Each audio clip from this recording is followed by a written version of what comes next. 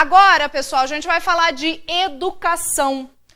É sabido, né, que educação muda um país, muda uma nação, muda a qualidade de vida das pessoas. Coreia do Sul, Japão, Europa, né, tantos países que são exemplo. A gente vai ver agora, gente, entender um pouquinho como a educação é vital para um país.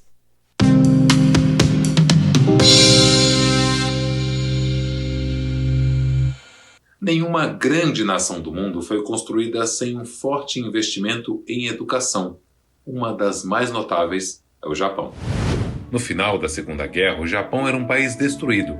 As pesadas perdas sofridas quebraram a economia e muitos passaram fome. O que fez o Japão se tornar uma potência tecnológica em poucas décadas? Antes de tudo, investimento em educação. No Brasil, temos um enorme déficit em educação. É preciso investimento e vontade política, segundo afirma Fábio Moraes, presidente em exercício da APUESP. Essa é uma grande realidade. Países como o Japão, realidades que ocorreram na Europa, de países que investiram maciçamente na educação. Então é isso que nós queremos. Nós queremos, porque para fazer educação é preciso ter um investimento.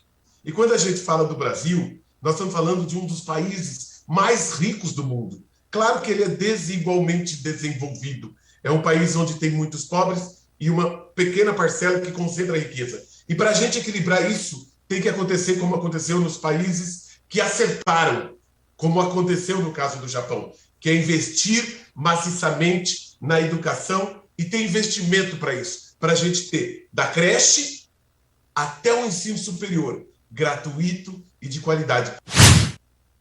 Muito bem, tá aí, o país é rico, o país é muito rico, com toda certeza. Você sabe o que quer dizer gamificação? Gamificação no estudo, no ensino?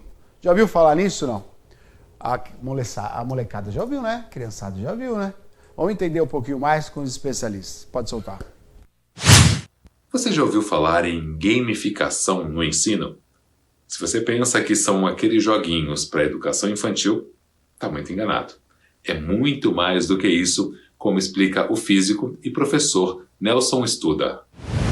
A gamificação, a maneira mais simples de defini-la, é o uso de elementos de games, a mecânica do game, o pensamento do game, o design do game, em contexto de não game. A sala de aula é um contexto não game.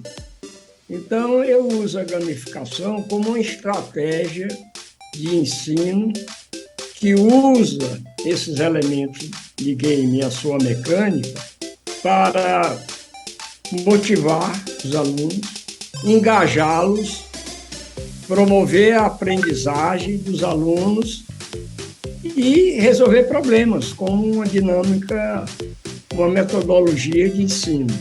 Como estratégia de ensino, ela pode ser usada ao longo de toda a aprendizagem do aluno, desde criança até...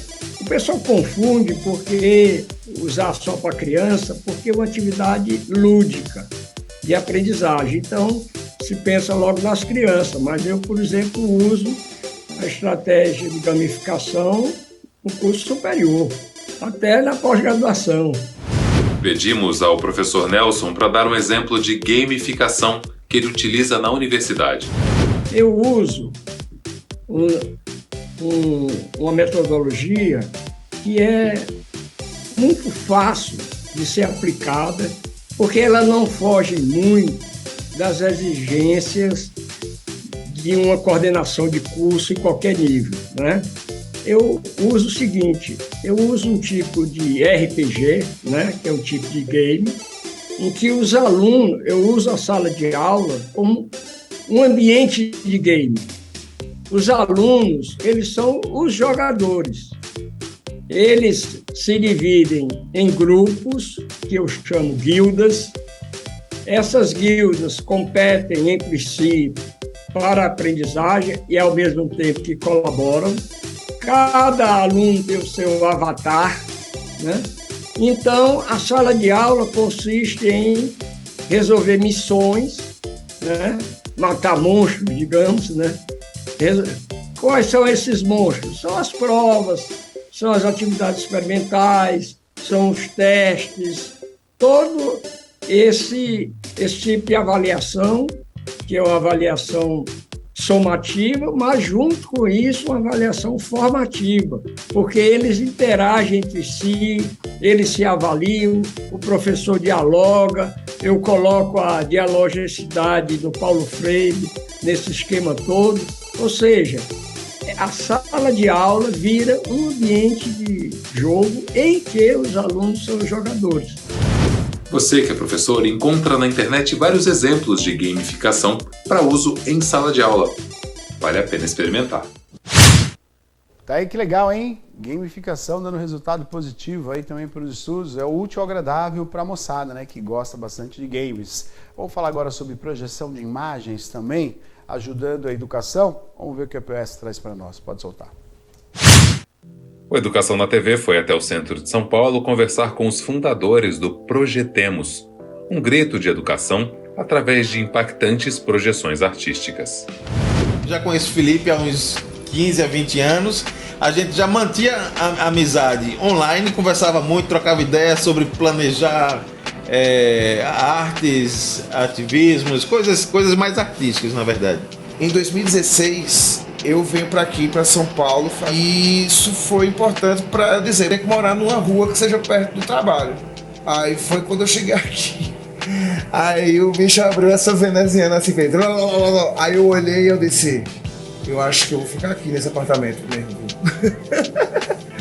E essa parede foi muito importante durante vários protestos. Quando aconteceu a pandemia, ficou todo mundo em lockdown.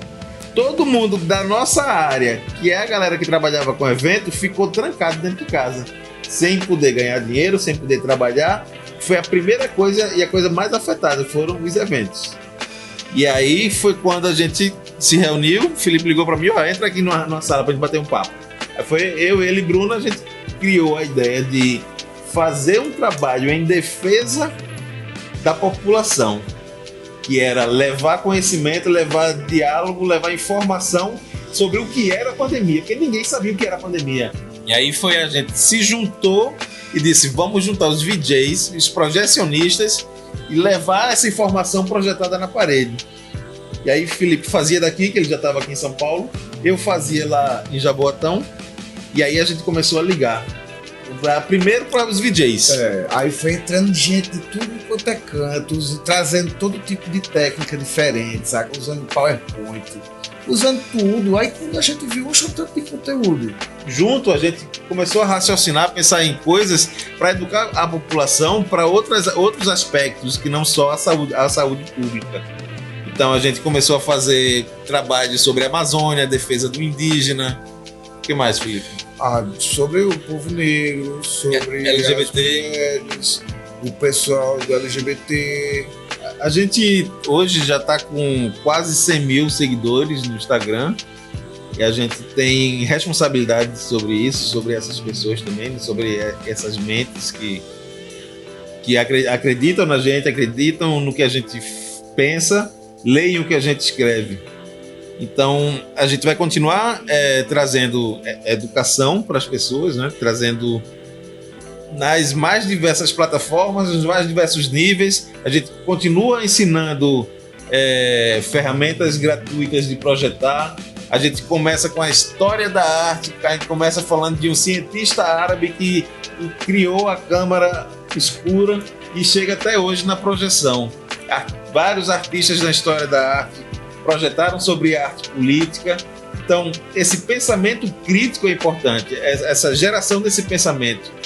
E eu acho que como ferramenta de denúncia, o Projetemos ele sempre vai estar perto de onde as pessoas precisam de direitos, sabe? De onde as pessoas precisam de justiça, sabe? E querendo ou não, a classe de professores e de alunos no nosso país é muito importante para o nosso futuro, né? EUESP no programa Piracicaba agora. É legal esse projeto, né? De colocar as imagens nas fachadas do prédio, muito importante. Parabéns aos artistas, né? são intervenções importantíssimas que a gente tem que estar aberto, né, para adquirir, né, para poder compreender melhor.